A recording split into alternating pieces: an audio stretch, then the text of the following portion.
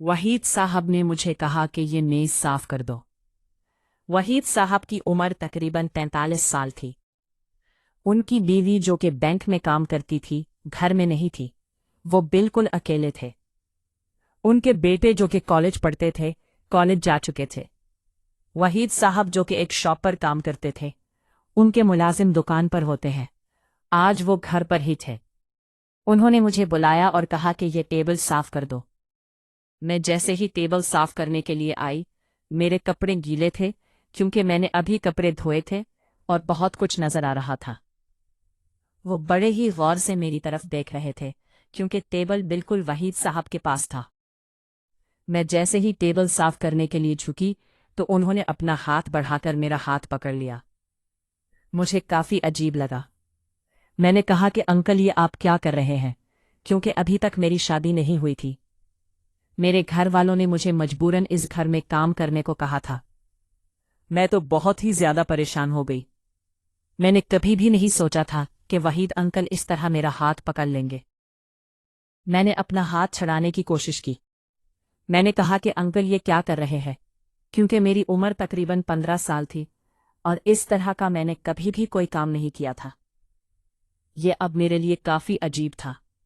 मैं काफी दिन से इस घर में आती थी, काम करके चली जाती थी, हर महीने टाइम पर तनख्वाह भी मिल जाती थी। मालकिन बहुत ही अच्छी थी। वहीद अंकल भी काफी अच्छे तरीके से बात करते थे। आज मुझे नहीं पता था कि वहीद अंकल को क्या हो गया था। मैंने कहा कि ये अब क्या कर रहे हैं। उन्होंने बिल्कुल मुझे अपने पास बैठने को कहा। जब हाथ पकड़कर मुझे अपने पास बिठाया तो मुझे काफी अजीब लग रहा था। उन्होंने कहा कि तुम बहुत ही प्यारी हो, बहुत ही खूबसूरत हो। उनका एक हाथ मेरे कंधे पर था। मुझे काफी अजीब लग रहा था। इस घर में और कोई भी मौजूद नहीं था। पहले भी वहीद साहब घर पर होते थे, मैं घर के काम करके चली जाती थी। मुझे अब बहुत ही ज्यादा अजीब लग रहा था। मालकिन जो कि अब घर में अभी नहीं आने वाली थी, मैं बहुत ही ज्यादा परेशान भी थी। मैंने कहा कि ये अब क्या कर रहे हैं। बस अब जो भी था, मैं बहुत ही ज्यादा परेशान थी। मुझसे ये सब कुछ कैसे हो पाएगा, लेकिन मेरे जिस्म में जैसे करंट दौड़ रहा था। थोड़ी देर के बाद उन्होंने अपनी जेब से 10,000 निकाले और कहा कि ये पैसे रख लो। मुझे काफी अजीब लग रहा था, लेकिन जरूरियात को पूरा करने के लिए मैं जब भी घर से पैसे मांगती थी तो मुझे घर वाले पैसे नहीं देते थे। मुझे भी अब पैसों की जरूरत होती थी। मैं भी अब उनके बारे में सोचने लगी। मुझे पता था कि 10,000 के बदले वो क्या चाहते हैं। इससे पहले मैंने कभी भी कोई काम भी नहीं किया था, कभी भी ऐसा कोई खेल भी नहीं खेला था। मेरे लिए ये काफी अजीब बात थी। वहीद अंकल ने कहा कि इस बारे में तुम किसी को भी कुछ नहीं बताओगी। मैं और तुम जो भी आज खेल खेलेंगे, इस बारे में तुम कभी भी किसी को कुछ नहीं बताओगी। मैंने हाँ में सर हिला दिया।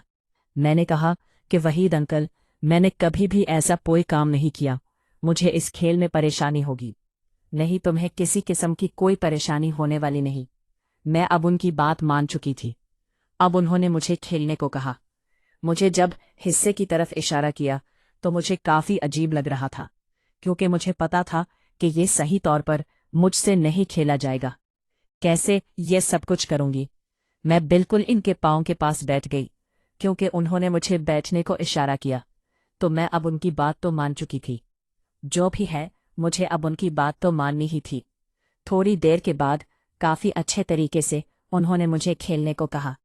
मुझे काफी अजीब जरूर लग रहा था, मुझे समझ नहीं आ रही थी।